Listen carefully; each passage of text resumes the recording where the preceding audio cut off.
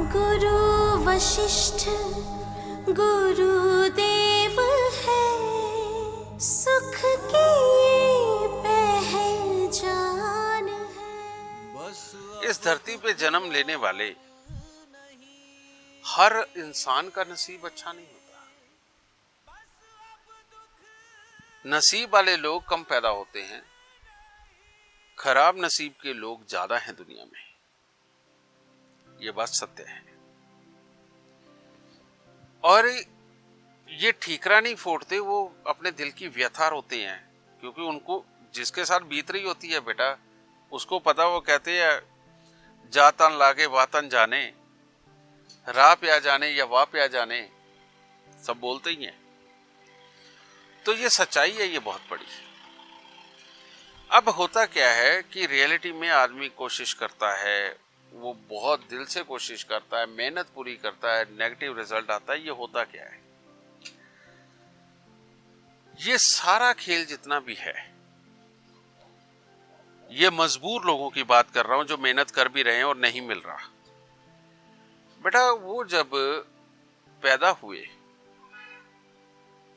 उस वक्त के अंदर शनि खराब अगर उनकी कुंडली के अंदर बैठ गया, इन लोगों की मानसिकता क्या होती है। ये लोग अच्छे भी होते हैं, सच्चे भी होते हैं, मेहनत करने वाले होते हैं, लेकिन स्ट्रेट फॉरवर्ड होते हैं। और ये जितने भी लोग मजदूरी करते हैं ना बेटा, इनका शनि खराब है।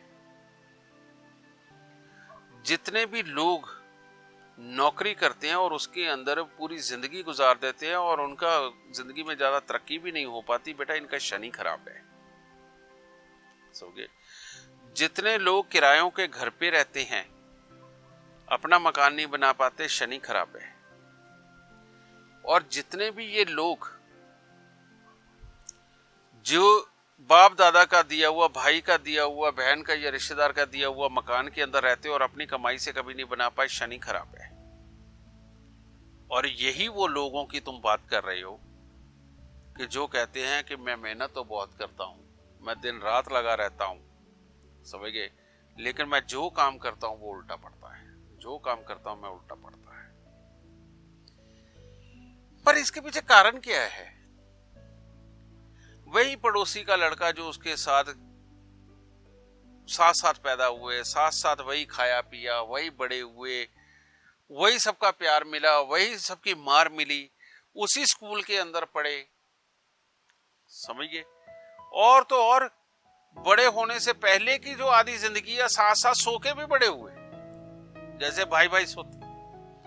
लेकिन वो निकल गया, बहुत कम आ गया, सब कुछ बना गया, लेकिन इसका क्या करें? ये मेहनत तो कर रहा है, और इसकी मेहनत भी ऐसी है कि अपने ही तरस खाते हैं, अपने ही कहते हैं नहीं यार बेचारा मेहनत में तो कसर नहीं छोड़ता, पर परमात्मा नहीं सुनता इसकी। यार ये तो बड़ा खराब परमात्मा है कि मेहनत पे मेहनत कराई जा रहा है, इसकी नहीं सुनता। परमात्मा तो पार्शियलिटी करता है, उसको दे दिया, इसको नहीं दे रहा, तो परमात्मा अच्छा कैसे हो सकता है जब इतनी बड़ी पार्शियलिटी कर रहा है वो? बेटा परमात्मा खराब नहीं है। रियलिटी में परमात्मा ने अपने हाथ में कुछ रखा ही नहीं, उसने अपने हाथ में कुछ रखा ही नहीं। वो तो एक सुप्रीम पावर की तरह बन गया। जैसे हमारे देश के अंदर प्रधानमंत्री जब बन जाता है कोई, तो जाके प्रधानमंत्री थोड़ी सारे काम करता है, वो तो अपने नीचे मंत्री बनाता है, मंत्री अपने नीचे बड़े अफसरों को रखते हैं, बड़े अफसर उससे नीचे छोटे अफसर रखते हैं, वो छोटे अफसरों के नीचे आगे 100 200 500 1000 लोग होते हैं, काम तो वो करते हैं। तो अब किसी ने अगर मान लो नरेंद्र मोदी जी को चिट्ठी देके अपना काम करवाना हो, मेरा बिजली का बिल पास नहीं होता, मोदी जी आएंगे करवाने? नहीं आएंगे। तो फिर तुम कैसे कहते हो कि तुम बुलाओगे तो भगवान तुम्हें ठीक करने आ जाएगा? सर यही तुम कैसे कहते हो कि तुम भगवान को याद करोगे, उसके जाके मंदिर की घंटी बजाओगे और उसको ₹1.25 का प्रसाद चढ़ाओगे और साथ में उसको 4 फूल माला ले जाके उसकी मूर्ति के गले डालोगे, परमात्मा तुम्हारी मदद करने आ जाएगा? कभी भी नहीं आएगा। यहां ना उस परमात्मा के छोड़े हुए जो मंत्री, वो है ग्रह, समझिए ना, वो है ग्रह। उन मंत्रियों के आगे जो संतरी, वो है ज्योतिषी, क्योंकि वो जानते हैं कि ये मंत्री क्या चाहते हैं। वो मंत्रियों के संतरी हैं ज्योतिषी, पर उसमें कुछ फ्रॉड है और कुछ सही है, क्योंकि संतरी भी तो कोई रिश्वतखोर और कोई दूसरे होते हैं ना। कि लोग इतने भोले हैं। बेशक उसने बेटा पीएचडी कर ली, वो बंदे ने, अगर उसका नसीब खराब है ना तो वो भोला ही है, वो समझदार नहीं है। समझ गया? ये जो भोले लोग, लाल किताब के अंदर इनको भोले बादशाह बोला जाता है। ये जो भोले बादशाह होते हैं ना बेटा, ये सिर्फ अपने दुख के अंदर डूबे हुए ही जब दूसरों के पास पहुंचते हैं ना सहारा ढूंढने के लिए, किसी से सुनी सुनाई बात के कारण, ये जाके उसे खुद ही बता देते कि हम इस दुख में आए हैं। तो उसके बाद तो वो सामने वाला सोचता है कि अब इसकी जेब कैसे काटूं। तो फिर वो क्या करता है, वो 4 मंत्र बोलेगा, 2 मंदिर के उपाय बताएगा, और साथ में वो पूरी कोशिश करेगा कि कम से कम 2 नहीं तो 1 नग तो मैं बेच ही दूं। बस धंधा चल रहा है। समझिए ना, रियलिटी में यहां करना क्या चाहिए? करना ये चाहिए बेटा कि जैसे आपने जब अपना इलाज कराना होता है तो आप क्या करते हो? आप अड़ोस पड़ोस से सलाह लेते हो, किसी रिश्तेदार की बात सुनते हो, कभी टीवी के अंदर आपने देखा है और आपको पता है कि फलाने डॉक्टर की तारीफ हुई थी, फलाने डॉक्टर की तारीफ हुई थी, समझे? आप उसके पास जाते हो, है ना? लेकिन वहां तो छोटी सी बीमारी के लिए आप इतना कुछ सोच समझ के तब उसके पास जाते हो। और जब आपने अपनी लाइफ के सबसे बड़े ट्रीटमेंट में जाना है, जिसके साथ आपकी लाइफ जुड़ी है, आपकी जरूरतें जुड़ी हुई हैं, आपकी बुरेपन का एहसास जुड़ा हुआ है कि बुरी हमारी जिंदगी चल रही है, इसको ठीक करना है, तो इसके लिए तो उस डॉक्टर से 1000 गुना बड़ा डॉक्टर चाहिए आपको, जो उस डॉक्टर का भी इलाज करने में सक्षम हो। आपको इतना बड़ा डॉक्टर चाहिए। तो इतने बड़े डॉक्टर के लिए और इतनी बड़ी डॉक्टरी के लिए आप खुद ही जाके उस पंडित जी के साथ बैठ जाते हो, जो 7 साल पहले खुद ही अपना घर बार छोड़ के रोजी रोटी की तलाश में यहां पे आया है। आप उससे जाके अपना नसीब पूछोगे, जो आज तक वहां पर बैठ के अपना नसीब नहीं बना पाया। आप जब किसी ज्योतिषी के घर पे घुसते हो, जिससे आप सलूशन लेने गए हो, क्या कभी उसके घर के अंदर का माहौल देखा? आपने उसका सोफा कभी देखा है? जिस तख्त पे बैठा है वो, उसकी कीमत क्या है? जिस घर के अंदर वो बैठा उसकी कीमत क्या है? कभी इस चीज का एहसास लगाया आपने? अरे जो अपने आप को नहीं उठा पाया, वो दूसरों का इलाज क्या करे? इस बात को देखना पड़ता बेटा। ये कॉमन सेंस की चीजें हैं जो कि उसको सोच के जानी चाहिए। चलो इन बातों को भी छोड़ो, ज्ञान तो किसी के पास में भी हो सकता है, ये बात सत्य है। अगर वो हल्की सी कुटिया के अंदर रह के भी इलाज कर रहा है तो तब भी आपको उसकी बातों से जज करना चाहिए। आपको उसकी बातों से जज करना चाहिए, ना कि अपनी बातें बतानी चाहिए। आप उसे अगर अपना हाथ दिखाओ, अपनी जन्म कुंडली दिखाओ, कुछ भी बताओ, कम से कम वेट तो करो कि वो तुमसे सवाल क्या कर रहा है। वो क्या जो तुम्हारे प्रेजेंट टाइम में या पास के अंदर जो तुम्हारे साथ मेजर घटनाएं घट चुकी हैं, जो तुम्हारे साथ खास तौर पे हुआ है, क्या वो उसके रिलेटेड सवाल पूछ रहा है? क्योंकि पहले सवाल ही पूछा जाता है कि कुंडली गलत ना हो, ये भी तो होता है ना। ठीक है, अगर वो सटीक पूछ रहा है तो इसका मतलब वो सही है। ठीक है, फिर सबसे बड़ी बात कि तुम जिस तरह की मानसिकता रखते हो, जिस तरह की वर्किंग करते हो, क्या उसने सही सही वो तुम्हारी मानसिकता बताई? जब कोई भी ये 2 स्टेप पार कर जाए ना, तो समझ लो वो सही ज्योतिषी है। अब उससे दिल की बात करो खुल के, फिर उसे बताओ कि हाँ ये मेरा सीन है, आपने ये हिंट दिया था और ये बाकी में ऐसे ऐसे करके है, और मेरे को इसका इलाज बताओ। लेकिन लोग इतने भोले हैं कि जाकर के स्वयं ही बताते हैं। तो ये जो शनि वाले लोग जिनकी हम बात कर रहे थे कि जो घरों में नहीं जाते, ये इनका क्या होता है बेटा, ये ना चालाक नहीं होते, ये किसी भी बात पे जल्दी गुस्सा होते हैं, इनको माहौल जल्दी बुरा लगता है, ये बुरे माहौल, टेंशन देने वाले माहौल से बचना चाहते हैं और इसीलिए चुपचाप काम करते रहते हैं।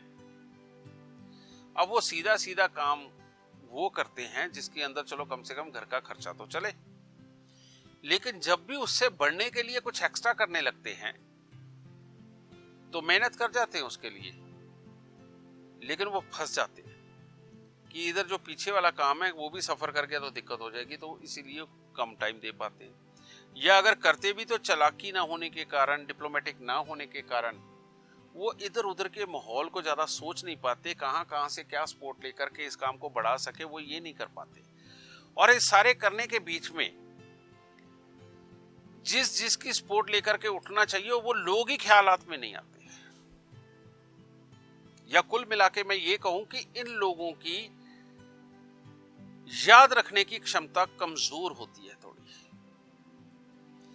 जिसके कारण काम करते हुए ये ना याद नहीं कर पाते कि इसके अंदर कौन कौन कैसे कैसे उनकी मदद कर सकता है, जिसे तुम आम भाषा में बोल देते हो जुगाड़ लगाना।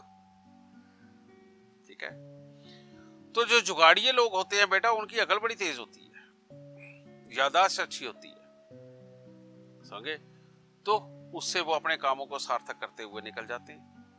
और ये जो लोग जिनको रोज अपने कामों में नुकसान होता है, इनकी समझ इनको धोखा देती है, इनकी याद रखने की जो क्षमता कमजोर होती है वो इनको धोखा देती है, इनके काम की फेलियर का कारण बनता है। अब शनि, काला चना, काले चने को तोड़ो, छिलका उतारो, क्या बन गया? चने की दाल। चने की दाल क्या है? बृहस्पति है, यानी शनि में ही निकलता है बृहस्पति। शनि मेहनत और बृहस्पति चने की दाल, यानी कि याद रखने की क्षमता, तेज बुद्धि, ये है ना। तो एक तुमने कहावत सुनी होगी, खोखला चना बाजे घना, है ना। वो कैसे हुआ? जो अंदर से चने का बाहर का छिलका सख्त हो जाता है और अंदर छोटा सा दाना गला सड़ा सा रह जाता है, उसे बजा के देखो बचता है, उसके अंदर बृहस्पति खराब है, चने की दाल खराब है, बाहर का छिलका मोटा हो गया। इसीलिए तुम्हें बहुत सारे वो गरीब लोग जो कि किसी काम को सक्सेस नहीं कर पाए, लेकिन अपनी इज्जत को बरकरार रखने के लिए समाज के अंदर खाम खाई के जाकर के लंबी लंबी झूठी बातें बोलते हैं, वो लोग मिलेंगे जो कभी अपनी जिंदगी के अंदर एक कमरा भी नहीं डाल पाए अपनी कमाई से। वो लोग दिखावे की बातें करते हैं, उनको करनी पड़ती है क्योंकि वो कहीं सक्सेस नहीं है तो कहीं तो अपनी इज्जत बनाएंगे। तो यहीं से ये कहावत पैदा हुई, खोखला चना बाजे घना। ठीक है ना, ये हुआ। लेकिन जिस चने के दाने के अंदर बृहस्पति पूरा है, वो चने की दाल फुल है, यानी कि अमीर आदमी, तो वो तो सॉलिड चना है, वो बचता नहीं है। तो अमीर आदमी को तो दुनिया जानती होती है, उसे कहीं पर भी अपने आप को बड़ा बनाने के लिए बड़प्पन की बातें करनी नहीं पड़ती, क्योंकि वो बड़ा होता है। समझ गए? तो अब क्या करना है, ये जो आदमी कामयाब नहीं हो पा रहा, जो अपनी समृद्धि से मकान नहीं बना पा रहा, अपनी जरूरतों को पूरी तरह से पूरा नहीं कर पा रहा, तो इसको अगर चना मान लिया जाए तो इसके अंदर की चने की दाल को जब तक पूरा सॉलिड नहीं बनाओगे तब तक इसके काम सक्सेस नहीं होंगे। और वो चने की दाल क्या है? बृहस्पति है ना। और वो बृहस्पति को सॉलिड बनाने के लिए, अगर उसको सॉलिड बनाएगा तो उसकी याददाश्त अच्छी होगी, उसकी याददाश्त अच्छी होगी तो उसके कामों की सक्सेस अच्छी निकलेगी। तो अब करना क्या है? अमीर बनने के लिए अगर हम काम करते हुए फेल हो रहे हैं तो वो हमारी फेलियर है, दूसरे के ऊपर इल्जाम नहीं डालेंगे। ये पहला असूल। दूसरा, हम अपने चने की दाल बृहस्पति इसको अच्छा करेंगे। कैसे? जब भी हमारे घर में सब्जी बनेगी तो हम उसमें हल्दी ज्यादा डालेंगे ताकि बृहस्पति अंदर जाए। सक्षम नहीं है, थोड़े पैसे नहीं ज्यादा खर्च कर सकते, कोई बात नहीं, हम 1 ग्राम केसर लेके आएंगे, 100 रुपए की डिब्बी मिल जाती। 1 ग्राम केसर ला करके उसको सारे का सारा कटोरी में डाल के ना उसके अंदर 8-10 बूंदे पानी के डाल देंगे, थोड़ा पानी छोड़ देगा, ठीक है। और वो पानी जब छोड़ देगा उसके बाद उसी कटोरी को ढक के रख देंगे। रोज उसके अंदर 2-3 बूंदे डाली, नरम किया, इस तरह से थोड़ा सा रगड़ा, उसे केसर का रंग सारा यहां आ गया तो हम सबसे पहले उसे नाभि में लगाएंगे, दूसरा उसे माथे पे लगाएंगे, दोनों भवों के बीच, और तीसरा उसे अपनी जुबान पे लगाएंगे और कटोरी को ढक के रख देंगे, क्योंकि वो कटोरी 1 महीना चल रही है। अब ये क्या है? ये एक तरह का वो जो तुम लाखों रुपए खर्च के नग लेते हो ना कि ये हमें अमीर करेंगे, बृहस्पति को अच्छा करेंगे, बेटा वो ये 1 ग्राम केसर नहीं तुम्हारा काम कर दिया। यानी 100 रुपए महीने ने आपको वही फल दे दिया जो आप 1 लाख रुपए के नग से या 5 लाख रुपए के नग से काम लेने लगे थे, शायद उससे अच्छा। क्योंकि जब हम मां के पेट में होते हैं तो खाना पीना श्वास कहां से लेते हैं? नाभि से। तो ये बंद तो जरूर होगी, लेकिन आज भी इसमें सूक्ष्म रास्ता है जो अंदर लेके जाता है ऊर्जा को, तो यहां केसर जरूर लगाओ, ठीक है। दूसरा, ये जो दोनों भवों के बीच का पोर्शन है, ये हमारा ज्ञान का स्थान है। यहां जिस तरह का रंग लगता है उस तरह की ऊर्जा फौरन हमारे अंदर जाती है। इसलिए औरतों को बिंदी लगाते लाल रंग की देखते हैं, हम हनुमान जी के जाए तो लाल तिलक लगाते हैं, श्री नारायण जी की सेवा में जाएं तो वहां पर हम सफेद चंदन लगाते हैं, अगर वो गुरुओं के स्थान पे जाए पीला चंदन लगाते हैं। तो वो मानसिकता को बदलने के लिए और उस जगह तरह की मानसिकता बनाने के लिए चंदन लगाए जाते हैं, तिलक लगाए जाते हैं। तो ये केसर यहां लगाने से ज्ञान बढ़ता है, याद रखने की क्षमता बढ़ती है। और अगर ये केसर सारे स्कूलों में अलाउड कर दिया जाए ना कि बच्चे रोज सुबह लगा के आएंगे, बेटा 100% जो नालायक बच्चे हैं, मान लो वो 500 हैं, तो सुधरने का रेशो पता कितना बन जाएगा? कम से कम उसमें से 450 बच्चे सुधर जाएंगे और उनका ज्ञान ज्यादा अच्छा होने लगेगा, उनकी परसेंटेज में भी फर्क आएगा, क्योंकि याद रखेंगे तो लिखेंगे। समझ गए? तो बेटा यहां पर वो केसर लगाना चाहिए और कुछ भी करके उन्हें, अब गरीब तो हैं, कुछ भी करके सोना थोड़ा सा खरीदे। वो थोड़ा सा सोना खरीद के एक तो अपने कान में ये बाली डाल ले, समझे? इससे भी याद रखने की क्षमता बढ़ती है और पॉजिटिव सोच भी बढ़ती है। समझ गए? ये सोना कान में डाले और साथ में कोशिश करें एक पतली सी चेन अपने गले के अंदर डाल के रखें जो किसी भी सूरत में बेचे नहीं, चाहे कुछ भी हालात आ जाए।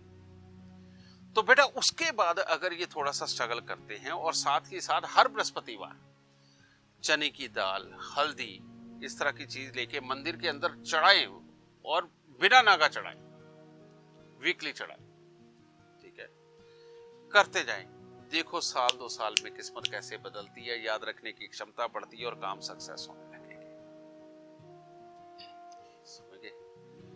फिर वो इंसान कभी किसी को नहीं कहेगा मेरा काम कामयाब नहीं हुआ, और उसके अपने भी देखेंगे कि वो कामयाब भी हो गया, पढ़ भी गया और आज अपनी मेहनत का फल पा रहा है। समझिए। और फिर वही बात, जो परमात्मा है बेटा वो प्रधानमंत्री है, वो राष्ट्रपति है, वहां तक की पहुंच नहीं है किसी की। घंटे खड़काओ तब भी नहीं, प्रसाद चढ़ाओ तब भी नहीं, लेकिन उसके मंत्रियों ने जो निर्धारित कर दिया है, और मंत्रियों के संतरी जो तुम्हें बता रहे हैं, जब वो कर्म करोगे तो फिर वो जो हमारी सरकार है उसके राज में रहते हुए हमें आनंद आएगा। समझ गए। और उसने जो निर्धारित किया हुआ है, अगर वो नहीं समझोगे, जैसे देखो गांव देहात में रहने वाले लोग वो लॉ नहीं जानते, वो कानून को नहीं जानते ना। उनके पास से कोई भी गलत काम हो जाता, उनको तो पता तब चलता है जब पुलिस उठा के ले जाती है। और उसके बाद उनके शब्द क्या होते हैं, यार ये वकीलों का फेर हमारे नहीं समझ आता, पट्टे पैसे ले लेते हैं, तरीके लगवाई जा रहे हैं, हम वहीं के वहीं फंसे हुए हैं। अब देखो ये खराब नसीब के लोग और वो लोग क्या तुम्हें एक जैसे नहीं लग रहे? कारण क्या? कानून की समझ नहीं, रास्ते की समझ नहीं। और जिनको कानून की समझ, रास्ते की समझ, वो फंसते कहां हैं? वो तो दूसरे को फंसा के आगे निकल जाते हैं। इसीलिए बेटा ये रास्ता अपनाना ही पड़ेगा। ये कुदरत का कानून है कि तुम्हें इस रास्ते पे आकर के अगर जो बताया जाता चलने के लिए अगर चलोगे तो दुख मिटाओगे, नहीं तो नहीं मिट सकते। बस अब